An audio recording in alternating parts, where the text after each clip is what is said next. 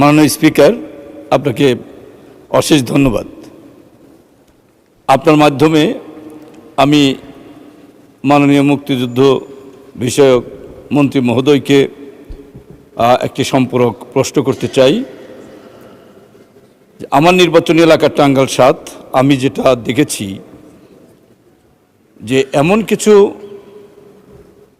লোক মুক্তিযোদ্ধা সার্টিফিকেট নিয়েছে যাদের বয়সের সঙ্গে মুক্তিযুদ্ধের বয়সের কোনো স্বাধীনতা সময়কালে তাদের যুদ্ধ করার মতো কোনো বয়স হয়নি।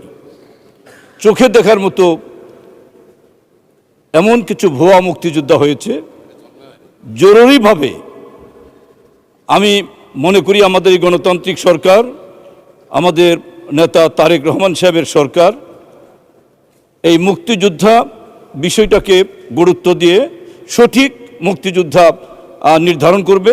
আওয়ামী লীগ করলে মুক্তিযোদ্ধা হয়েছে, সেই আওয়ামী মুক্তিযোদ্ধাদের বের করে এই তালিকা থেকে তাদের বাদ দেওয়ার ব্যবস্থা করতে হবে। আপনাকে ধন্যবাদ মাননীয় স্পিকার।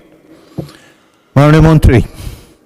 মাননীয় স্পিকার, আপনাকে ধন্যবাদ। আপনার মাধ্যমে মাননীয় সংসদ সদস্যকে ধন্যবাদ জানাচ্ছি।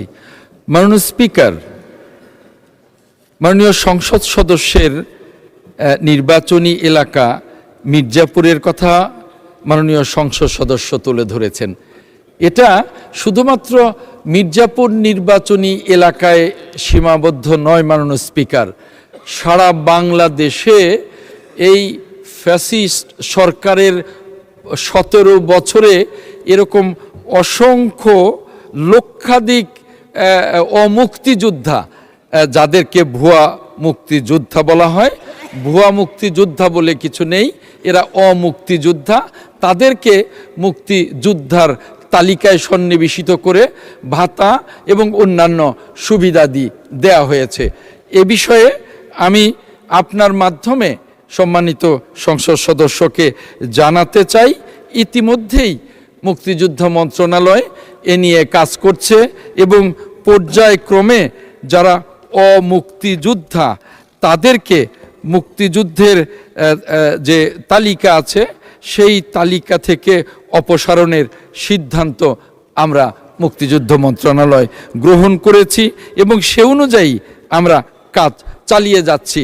আমরা মনে করি আমাদের নেতা, মহান মুক্তিযুদ্ধের মহান ঘোষক শহীদ রাষ্ট্রপতি জিয়াউর রহমানের দল এই বাংলাদেশ জাতীয়তাবাদী দল, তাই আমরা সঠিক মুক্তিযোদ্ধাদের মূল্যায়ন করে অমুক্তিযোদ্ধাদেরকে এই সকল সুবিধা থেকে দূরে রেখে বাংলাদেশের মুক্তিযুদ্ধকে বাংলাদেশকে আমরা মূল্যায়ন করতে চাই। মাননীয় স্পিকার, আমি আপনার মাধ্যমে সম্মানিত মাননীয় সংসদ সদস্যকে আশ্বস্ত করতে চাই, আমাদের নেতা, আজকের সংসদ নেতা মাননীয় প্রধানমন্ত্রী জনাব তারেক রহমান একজন বীর মুক্তিযোদ্ধার সন্তান, বীরুত্তমের সন্তান।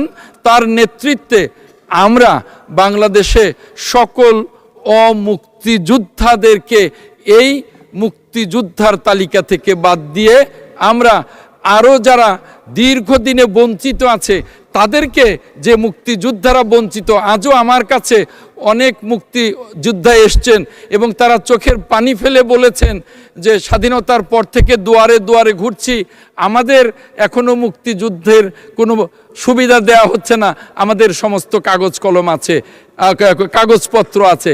মাননীয় স্পিকার, আপনার মাধ্যমে আমি মাননীয় সংসদ সদস্যকে আশ্বস্ত করব, মির্জাপুর থেকে শুরু করে সারা বাংলাদেশে এ ধরনের যারা হয়রানির শিকার হয়েছে বা হচ্ছে তাদের মুক্তিযুদ্ধ মন্ত্রণালয় যথাযথভাবে মুক্তিযুদ্ধের তালিকায় সন্নিবেশিত করে আমরা মুক্তিযুদ্ধকে আমরা মূল্যায়ন করতে চাই। এদেশ মুক্তিযোদ্ধার দেশ, সেটাকে আমরা আবারও স্মরণ করিয়ে দিতে চাই। মাননীয় স্পিকার, আপনাকে ধন্যবাদ।